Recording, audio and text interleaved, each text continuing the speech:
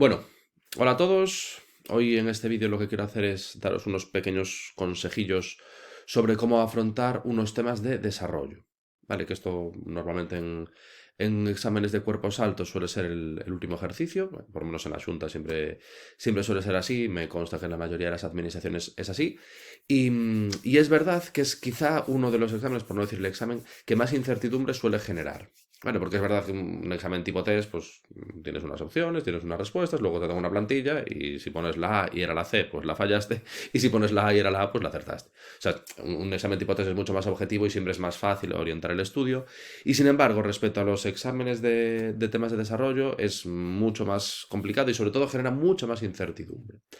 Vale, entonces os digo, lo que os voy a ir comentando es mi opinión, mi forma de proceder, la que he intentado siempre transmitir a mis alumnos y en principio con bastante éxito, pero que es algo que lo dicho, no hay verdades absolutas en esta materia, esta es mi forma de proceder, puede haber otras y todas respetables, siempre que nos permitan tener éxito en el proceso selectivo.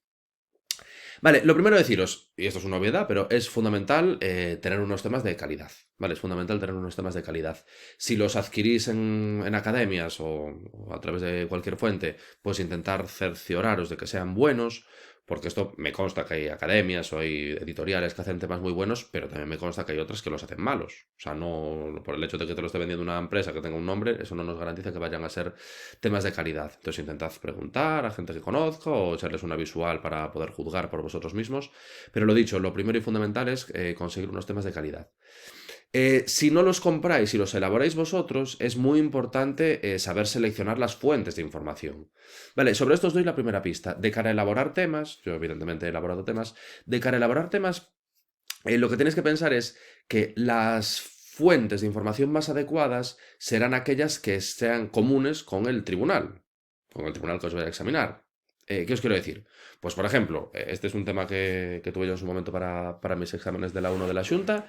Es un tema de las propiedades administrativas en general, bienes patrimoniales y tal. Claro, está claro que en esta materia pues habrá que coger información de la ley de patrimonio del Estado, a lo mejor habrá que coger algunas cosillas del Código Civil, a lo mejor buscar algún texto doctrinal que sea referencia de autores importantes. Entonces, al final, lo adecuado, por eso os digo lo de cosas que sean en común con el tribunal que nos vaya a examinar, claro, lo adecuado es buscar aquellas fuentes de información que luego sean a las que el tribunal vaya a recurrir para evaluar nuestro tema.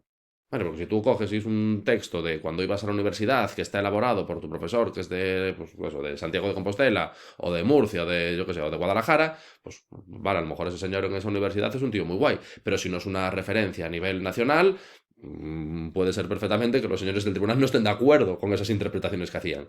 O incluso si son temas, y esto es una crítica que hago yo a bastantes academias, la verdad, si son temas elaborados, redactados, digamos, por los propios profesores de las academias, claro, hay veces que los profesores son muy buenos, pero no son doctrina. A lo mejor un profesor de una academia que te explica las cosas muy bien, te lo explicará muy bien, pero a lo mejor no es el mismo planteamiento, la misma forma de enfocar el asunto que puedan tener los autores doctrinales de referencia.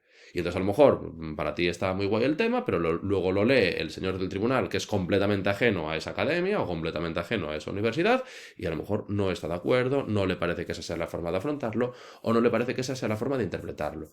Entonces, lo más adecuado es intentar buscar las fuentes de información que puedan ser comunes con las fuentes que vaya a utilizar el tribunal para examinarnos. Un muy buen recurso, por ejemplo, son las exposiciones de motivos de las leyes. Vale, las exposiciones de motivos de las leyes es, digamos, el contexto que dan los legisladores, ya sean estatales o ya sean autonómicos, a una materia determinada. Otra cosa que ocurre es, en muchos temas, los epígrafes se corresponden con títulos de las leyes.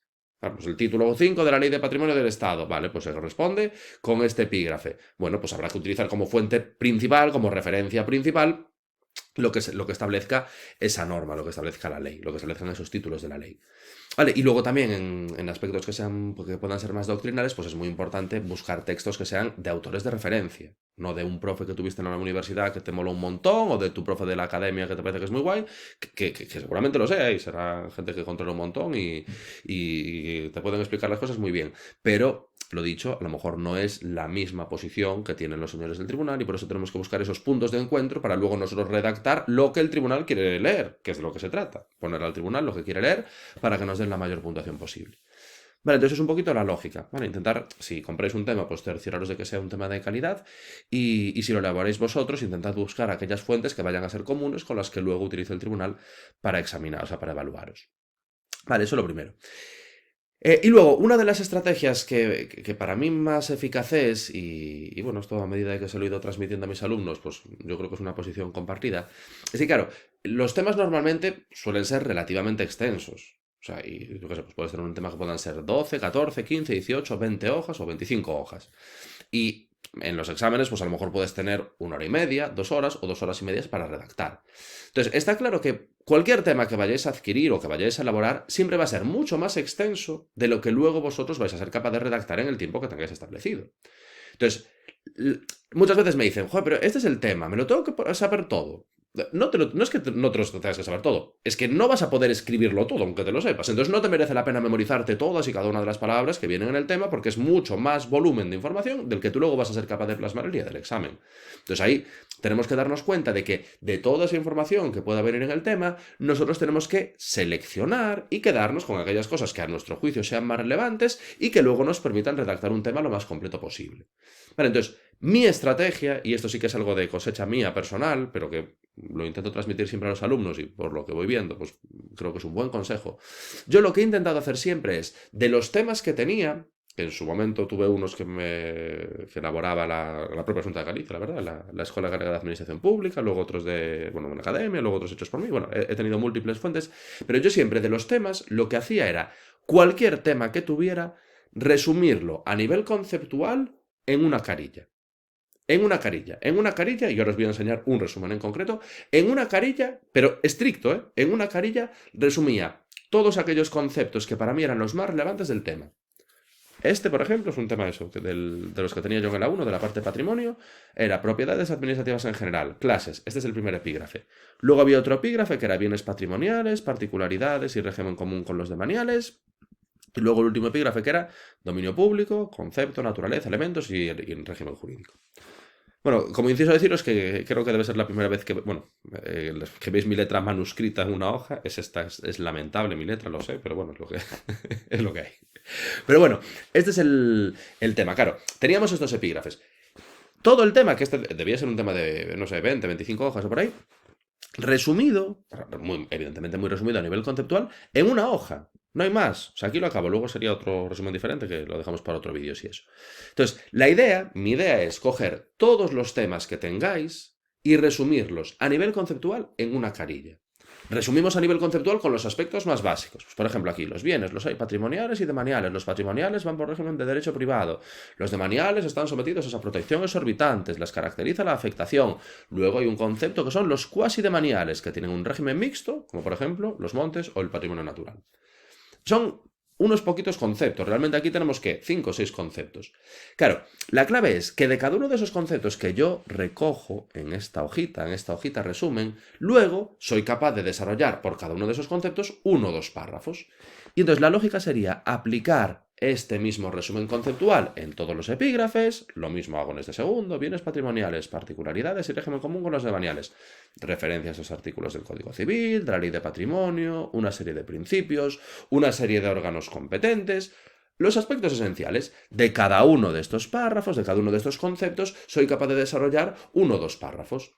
Entonces, claro, yo tengo resumidos los conceptos más importantes, según mi criterio, los conceptos más importantes del tema, que son eso, ya veis, 2 palabras, bueno, 3 palabras. Patrimoniales van por derecho privado. Vale, pues de esto saco 1 o 2 párrafos. Los demaniales van sometidos a esa protección exorbitante y les caracteriza su afectación. También de esto saco 2 o 3 párrafos. Entonces, la lógica sería hacer el resumen con los conceptos más importantes de cada uno de los epígrafes, memorizarnos estas hojitas, memorizarnos una hoja por cada tema y luego, sobre esa hoja, utilizarlo como guión para ir desarrollando todos los conceptos. Vale, esa fue mi filosofía y yo la verdad es que siempre me han salido muy bien los exámenes de temas y esto es lo que vengo yo transmitiendo a mis alumnos desde que empecé en esto de la preparación y me consta, porque me lo dicen luego a posteriori, que es un sistema súper eficaz. ¿Por qué? Porque claro, realmente, imaginaros, en cualquier cuerpo, es un A2, A1, que son los que suelen tener exámenes de desarrollo, tenéis como mínimo que estudiar 50 temas, si no son 80, o si no son 100, o si no son, como yo la primera vez en grado 1, que tuve que estudiar 140, o más, que hay oposiciones con más temario todavía.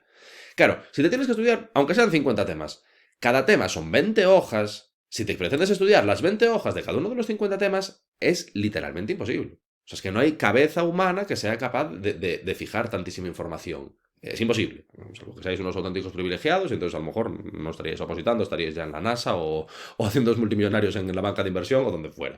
Entonces, cualquier persona, que por muy lista que sea, siempre tienes una limitación en cuanto a los conceptos que puedes memorizar. Por lo tanto, ese volumen ingente de cientos y cientos y cientos de hojas es imposible aprendértelo. Pero 50 hojas sí que es algo que más o menos, con muchísimo esfuerzo y muchísimo tiempo, por supuesto, pero sí que es algo que más o menos podríamos llegar a memorizar. Vale, entonces, el objetivo en primera instancia de hacer estos resúmenes conceptuales es por un tema práctico, porque 50 hojas o 60 hojas me las puedo llegar a memorizar con mucho esfuerzo, 500 hojas o 600 hojas o 1500 hojas no me las voy a poder memorizar, ni con todo el esfuerzo del mundo. Entonces, hay que ser pragmáticos y hay que ser realistas. Resúmenes de una hoja, una hojita, una carilla de cada uno de los temas, 50, 60, 70 hojas, puede ser algo manejable. Si nos aprendemos las 20 hojas o nos pretendemos aprender las 20 hojas que pueda tener cada tema, eso es algo completamente inabarcable. Bueno, entonces, lo primero, por un tema de pragmatismo. Y luego, además, claro, si tú te memorizas estas hojitas y más o menos entiendes lo que has ido poniendo, con esto te da para rellenar todo el tiempo que tengas establecido para el tema que tengas que redactar. Y sobre todo, y así lo enlazo con el segundo consejo que os quería dar, te da para rellenar todos los epígrafes del tema. Porque una de las cosas más importantes, y esto os lo digo con pleno conocimiento de causa, porque me lo ha dicho gente que ha estado en tribunales, una de las cosas más importantes en temas de desarrollar es hablar de todos los epígrafes. O sea, dejar epígrafes en blanco es el mayor error que se puede cometer. Si tienes un epígrafe súper completo, pero dejas otro en blanco, es prácticamente imposible que apruebes. Es prácticamente imposible que te pongan una buena nota. Entonces, es fundamental hablar, ya sea más o ya sea menos, pero es fundamental hablar de todos y cada uno de los epígrafes que vengan recogidos en el tema. Fundamental. Por lo tanto, si hacemos esta estrategia de recoger los conceptos básicos de cada uno de los epígrafes, vamos a ser capaces de hablar de todo. Ya será más, ya será menos, ya lo redactaremos mejor, lo redactaremos peor, vale, pero por lo menos no dejaremos nada en blanco. Vale, entonces, la estrategia sería, primero, por un tema de pragmatismo, de ser capaz de memorizar los contenidos, 50 hojas, 60 hojas, 80 hojas, las puedes llegar a memorizar con mucho esfuerzo, 500, 800 o 1200 no las vas a poder memorizar. Entonces, eso es lo primero. Y luego, además, que si aplicas esta estrategia, aunque sean 3, 4, 5, 6 párrafos de cada uno de los epígrafes, los vas a poder cubrir. Entonces así te garantizas, digamos, no cometer ese error de dejar cosas en blanco, que es quizá de las cosas que más pudieran penalizar. Vale, entonces yo mi estrategia, y siempre siendo muy estricto, con lo de una carilla, porque al final si dices, bueno, esto ya lo hago con carilla y media, este 2, y al final acabas haciendo resúmenes de 8 hojas que no te valen para nada, porque te vuelves a meter en el mismo problema. Tengo resúmenes de 8 hojas de los 100 temas, joder, son 800 hojas, tampoco me las puedo memorizar. Entonces, la clave, que sea una carilla. Recoges los conceptos que según tu criterio sean los más importantes y luego te memorizas eso y el día del examen lo tienes en la cabeza, lo vuelcas en una hoja en sucio si quieres antes de empezar a redactar y luego lo vas utilizando como guión. De cada concepto sacas 1, 2, 3 párrafos y con eso te da para cubrir todo y hablar un poquitito, aunque sea, de todos y cada uno de los epígrafes. Vale, eso es un poco mi estrategia y yo creo que es una estrategia adecuada y lo he hablado con alumnos y además en su momento también lo hablé con compañeros míos de promoción, tanto en el A1 como en el A2 y más o menos todos veníamos procediendo de la misma manera. Luego, más consejos, esto también es interesante, hablar de datos concretos. Vale, y aquí os podría contar una historia mía de cuando hice la oposición, tampoco me voy a explayar, que ya llevo casi 15 minutos y aún os quiero contar más cosas, pero esto lo visualicé yo, o sea, esto es algo que visualicé yo. Es importante y se valora mucho el aportar datos concretos. Por eso yo en este resumen de aquí, fijaros que este es mío, o sea, este es de cuando saqué yo la plaza de la 1, utilicé este resumen, en concreto este tal cual, lo escaneé, de los niños de los que me estudié. Os pongo aquí, por ejemplo, Código Civil de los Bienes Patrimoniales. Artículos 338 siguientes. Referencia al artículo 4 de la Ley de Patrimonio. Luego por aquí os meto una referencia a la Dirección General de Patrimonio del Estado. Datos concretos.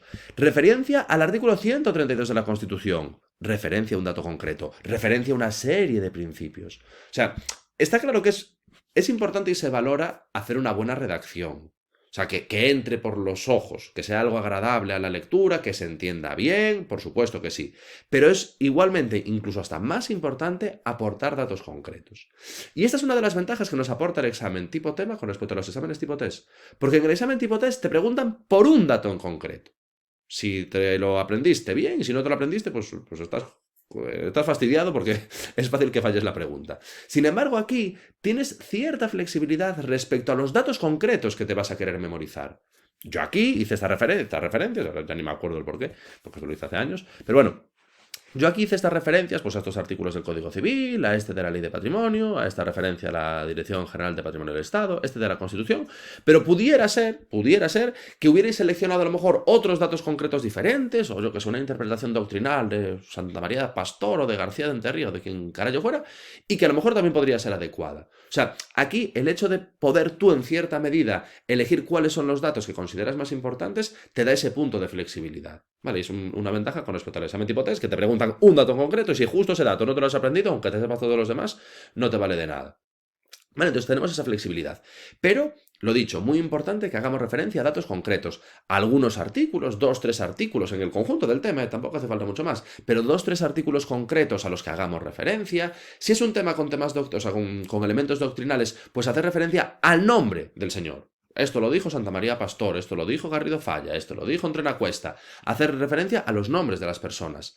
Por ejemplo, si tenemos que hablar de una ley, lo ideal es poner el nombre concreto. Vale, puedes decir, según la ley de procedimiento administrativo, pero mejor, en alguna de las referencias, en la primera, a ser el caso, según la ley 39-2015, tatatán. Ponemos primero, en algún caso, en algún momento, el nombre completo de la ley. Está claro que si no te sabes el nombre completo, pues pones la referencia a la materia de la que trata y mejor eso que nada. Pero si podemos poner los nombres concretos de las leyes, mejor que mejor. Referencias a algunos artículos, referencias a autores doctrinales, todos esos detalles concretos, esos datos concretos. Por ejemplo, si es un tema en el que se habla de algún órgano, pues referencia al nombre del órgano, aquí os meto lo de Dirección General de Patrimonio del Estado. Entonces, importante aportar datos concretos. Por supuesto, también importante redactar bien, que eso es fundamental y además incluso a nivel subliminal seguramente sea algo que condicione también al tribunal, que sea una buena redacción, es algo importante. Pero lo dicho, meter datos concretos, meter por lo menos una cantidad considerable de datos concretos, fundamental. ¿Vale? Fundamental. Y lo dicho, con esa flexibilidad de que yo, por ejemplo, en este tema elegí estos datos en su momento, podría haber elegido otros, obviamente relacionados con la materia de la que estamos hablando, pero tenemos ese punto de flexibilidad.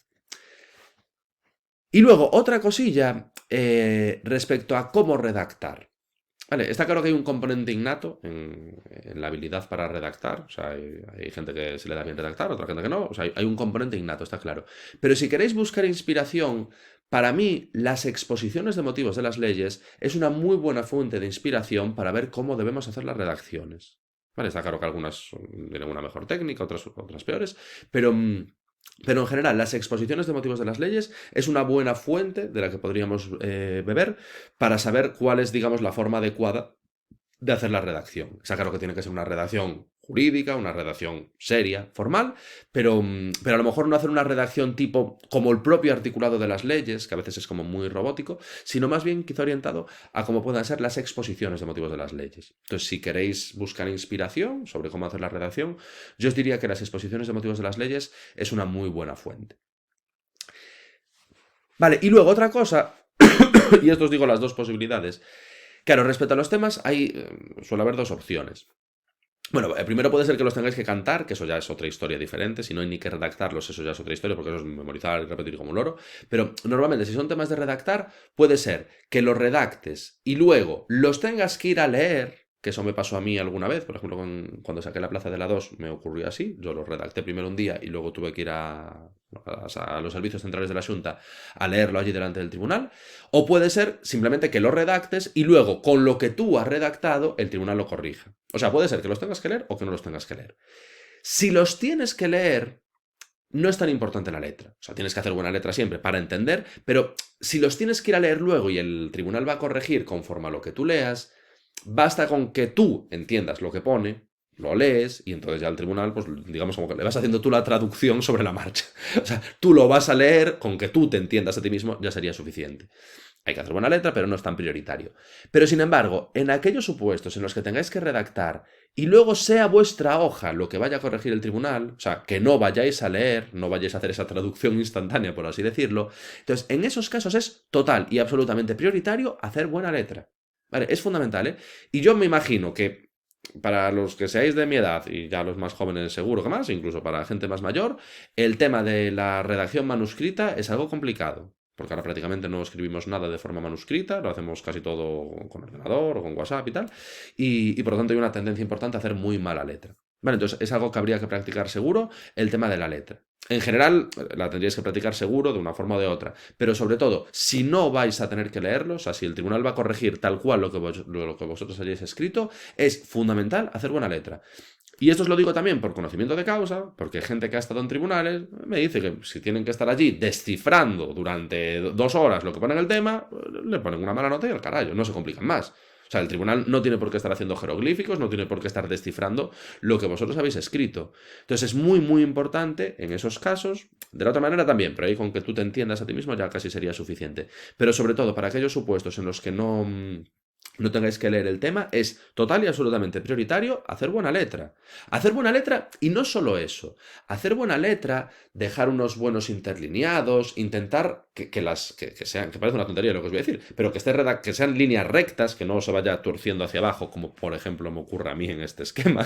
Entonces, es importante hacer buena letra y que entre por la vista. Que entre por la vista. Porque si tú ves letras muy juntitas, que no entiendes, que no hay apenas interlineado, que no deja sangría, que se va torciendo para abajo, primero, puede ser que el tribunal, los señores del tribunal ya os mande el carajo y diga, mira, ya mala nota, o incluso, aun teniendo la voluntad o la predisposición de corregiros, subliminalmente le vais generando una predisposición negativa. O sea, si te cuesta horrores interpretar lo que pone ahí, te cuesta horrores leer y hasta que acabas de leer el tema y te da dolor de cabeza, pues vas a estar de malas y le vas a poner peor nota.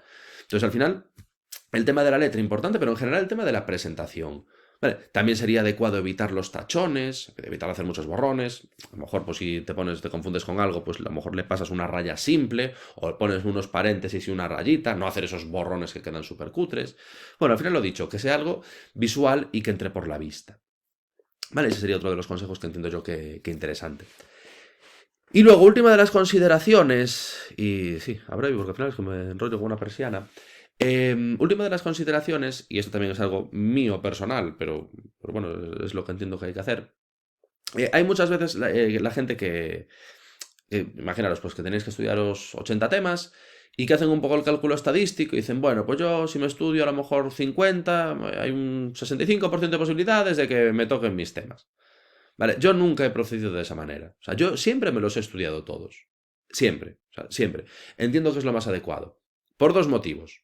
El primero y fundamental, porque si has estado años estudiando y esforzándote y al final sabes que te estás jugando tu futuro profesional, dejar tu futuro profesional al azar no lo veo. O sea, yo no lo veo. O sea, yo siempre he sido partidario de estudiarlos todos y que dependa de mí, de mi esfuerzo, de mi capacidad o de lo que sea, pero que dependa de mí, no que dependa del azar. Eso es lo primero.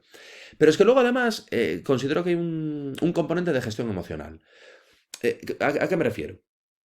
Claro, si vosotros os habéis estudiado, pues eso, el 60% de los temas o el 50% de los temas, el día del examen o incluso los días antes del examen, vais a estar mucho más nerviosos. O sea, vais a estar muy sometidos a presión, muy nerviosos y con mucha tensión, porque vais a estar todo el rato pensando en el sorteo.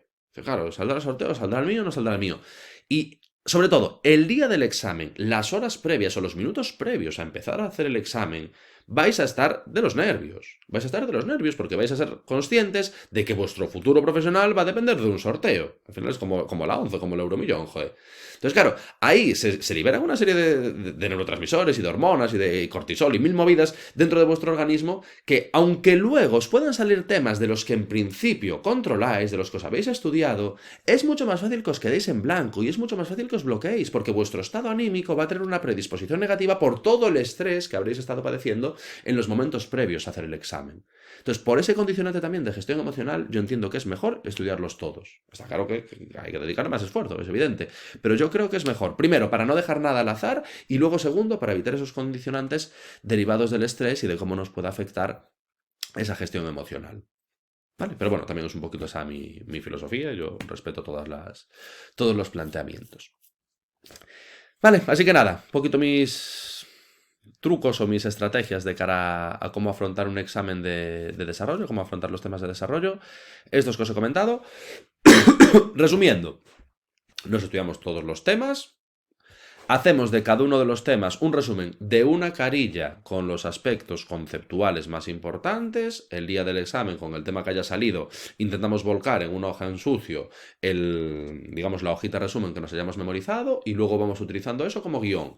En el resumen importante establecer varios datos concretos, tipo nombres de las leyes, nombres de números de los artículos con regulaciones concretas, cosas que hayan hecho autores doctrinales, fechas significativas que pueda haber, nombres de organismos, o sea, importante recoger determinados datos concretos para demostrar de conocimiento, para dar apariencia de conocimiento, que al final es de lo que se trata, al tribunal. Y luego, si queremos buscar inspiración sobre cómo hacer la redacción, pues nos podemos leer las exposiciones de motivos de varias leyes para ver un poquitillo cómo sería la forma de proceder. ¿Vale? Y luego hacemos buena letra, damos una imagen pulcra y que entre por la vista, y así intentamos por lo menos no predisponer negativamente al tribunal a la hora de corregirnos. ¿Vale? Eso serían un poquito mis estrategias y espero que os sirvan de ayuda. ¿Vale? Así que nada, hasta la próxima.